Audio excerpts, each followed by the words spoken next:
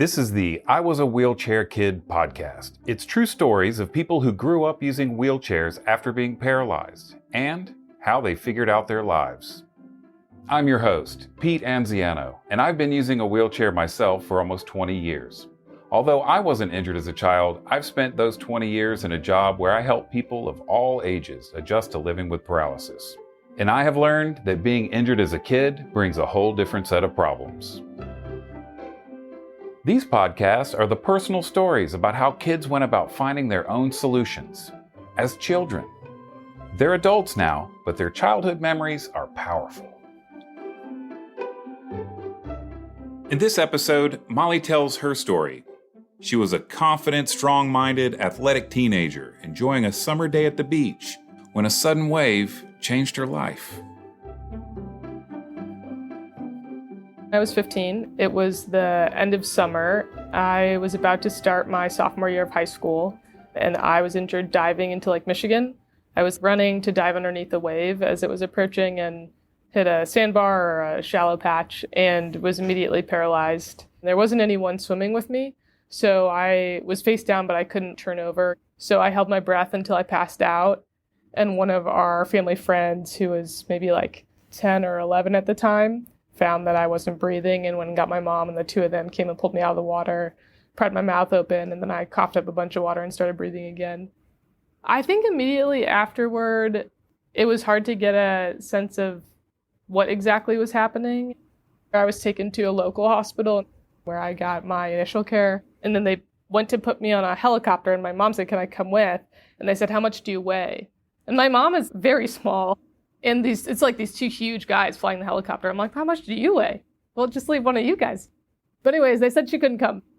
And I remember feeling a little bit scared about going into surgery, not having any family there. I had 2 surgeries and spent a week in the ICU. So I spent, all in all, probably close to 100 days in the hospital. I just remember being focused on specific activities that I wanted to be able to learn to do. We were working on upper body dressing, feeding, things like that. So those are things that I knew that I wanted to be able to do on my own. So, instead of thinking about how her injury might change her life, Molly focused on learning how to care for herself and on creating a plan for keeping up with her schoolwork. And I was really focused on keeping up with my classes. So I got hurt in late July. School normally starts in late August, and I didn't come back to school until late October. So I had missed a lot of the first semester. Pretty early on in the hospital, I had figured out what classes I needed to take to get 4 years of credit to graduate on time, and those were English and math. So my high school was great, and they had 2 teachers who were willing to actually come to the city twice a week to tutor me. And so I had a geometry teacher, and I had an English teacher as well. So that when I came back in late October, right before Halloween, I basically sort of slotted right into those classes along with everyone else. And I was able to sort of pick up like I hadn't missed any days at all. And then I did summer school for the next 2 or 3 summers. So I think that combination of things allowed me to graduate on time. So Molly kept up with her schoolwork while she was in rehab. At the same time, Molly used her love for sports to approach rehab from a different angle. She saw it more like sports practice than therapy. I had been an athlete before my injury. I played a ton of sports growing up, anything that I could be allowed to play. So in grade school, I had done soccer, softball, volleyball. I played hockey on a boys team with my twin brother until I was in 6th grade. I did track and cross country, basketball, really anything. So working out was something I loved. Sports were something I loved. Being competitive was absolutely my jam. And so rehab felt to me like something very familiar. And so I just approached physical therapy or occupational therapy rehab in general as a sort of practice. And I think that really helped me sort of figure out how to approach it and also how to make it entertaining, right? You always start setting goals and trying to beat them and coming up with like different challenges. And I think my physical and occupational therapist sort of like saw that that's how I approach things, and were able to sort of make the rehab environment as competitive as possible. You're only competing with yourself at this point, right? There is no like game or whatever that you're training for, and there's not other people to compete against, but try to come up with ways that I could compete with myself from my prior performance as a way to make that engaging and motivating. And I think that worked really well for me.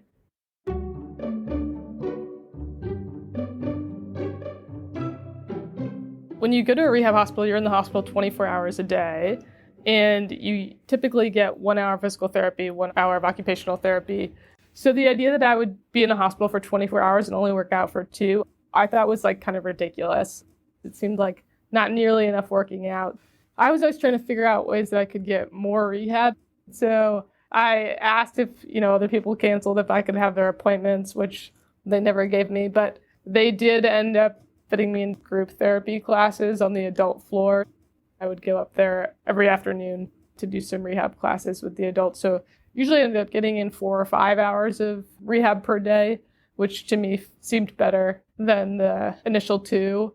And then my family was great. They would often come and help get me dressed and ready so that when physical therapy started in the morning, I was ready to go. Because a lot of times the patient care techs were stretched thin and couldn't get you ready. And I didn't want to miss any rehab. And so my parents always got there to make sure that I was dressed, ready, in my chair. Then the second the physical therapist was there, we could get going. Because that's the whole reason that you're in the rehab hospital, to do rehab.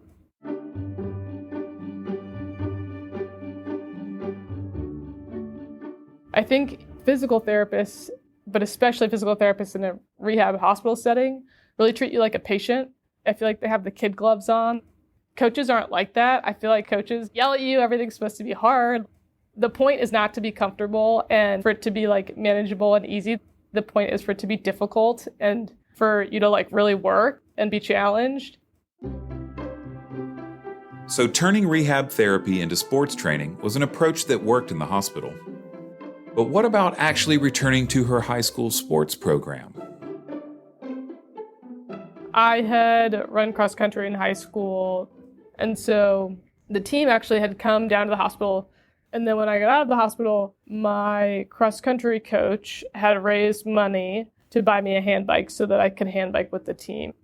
I would go to practice every day and I would hand bike. Initially, I had separate workouts from the team because I was so slow. But at some point, I would do the same workouts as the team. But I think the important thing for me was that my coach was very clear that I wasn't a cheerleader, I wasn't a mascot, I wasn't an assistant coach, that I was a team member, that I was an athlete, and that he was going to treat me like everybody else. So to his credit, I think he was just as frustrated with me when I was late. He was disappointed with me when I didn't make the times he wanted. I think he was just as hard on me as everyone else. In some ways, it's sort of like a sign of respect. Like, he doesn't think I'm weak. He doesn't think I'm less than anybody else. It said a lot about how he viewed me and my place on the team. Feeling like I was a full participant in that team and not a sort of figurehead or like they're just including me to be nice was a really important part of getting back to doing things that I had always loved doing. We did a lot of team dinners on Fridays, and they were always at people's houses, and people mostly don't live in accessible houses. And so we figured out pretty early on how to transfer me into a manual chair, how to carry me up the stairs.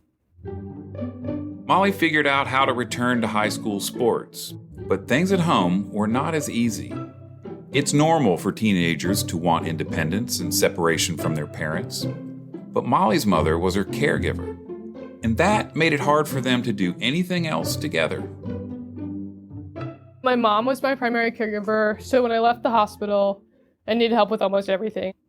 I could feed myself, I could get dressed from the waist up, and I could brush my teeth and brush my hair, but I needed help transferring, I needed help getting dressed from the waist down, I needed help using the bathroom, showering. I spent a ton of time with my mom, but it was all doing stuff that wasn't fun. It was her helping me use the bathroom, helping me shower, helping me get dressed. And there's no way to be good at that. You're never going to be able to put on my socks as comfortably as I am. You're never going to be able to help me shower or use the bathroom in a way that's not, in some ways, uncomfortable or frustrating. And so you're not set up to win if you're the mom in that situation. I was often frustrated with her. I think some of it was at the situation and not with her, but I think a lot of it got taken out on her. And I'm sure she was frustrated with me because I was not always kind to her. She didn't deserve that. And then I think when I had free time, I didn't want to spend it with my mom because I was already spending all of my time with her. And so I would do fun stuff with my brothers or my dad or my friends. But I think that made our relationship really difficult. And I think that was really the case for all of high school, which was all the time that I was needing her help to do a lot of the things that I needed day to day. Things got a lot better when I went to college. I remember she came with me. We went 2 weeks early to help get things sort of set up. When I came back and saw my family on breaks, things were much better. And I felt like having my mom not be the person always responsible for all of my care and being able to spend time doing things with her that we chose to do, not things that we had to do, helped immensely. And so I think the distance and getting independent really helped our relationship a lot. So, Molly's relationship with her mother improved as she grew more independent. In fact, Molly had made independence her priority from the beginning. She found her own way to finish high school on time and to participate in school sports. And it continued when she went to college. I was always a pretty independent kid, so my priority was to figure out how to be independent. And then as I started approaching college, it became obvious that if I could, for example, put myself to bed on my own at night, that meant that I could go to study groups, go to parties, go out with my friends, and not have to worry about scheduling someone to help me get to bed. And so having some amount of independence really opened up my social opportunities, and not having it was really going to be limiting in terms of what I would need.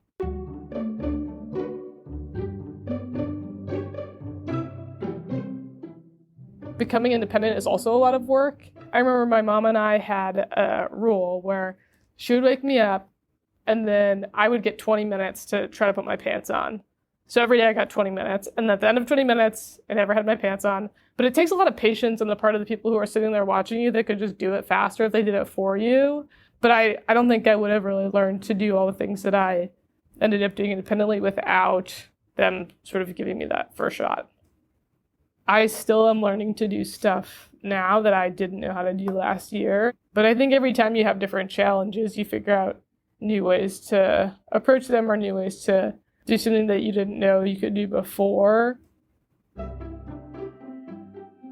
Molly finished college, she went to medical school, and is now a physician at a major big city hospital, and works in a clinic that specializes in helping people with disabilities. She lives independently and takes care of herself on her own.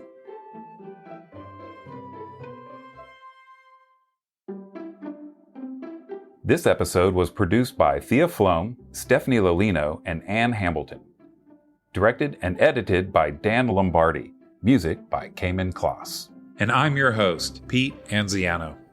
I Was a Wheelchair Kid is a joint project of FacingDisability.com and the Shirley Ryan Ability Lab. It's funded in part by a grant from the National Institute on Disability, Independent Living, and Rehabilitation Research. Grant directors are Dr. Alan Heineman and Dr. David Chen. You can find more I Was a Wheelchair Kid stories on facingdisability.com/podcasts and on Apple, Spotify, YouTube, or wherever you get your podcasts.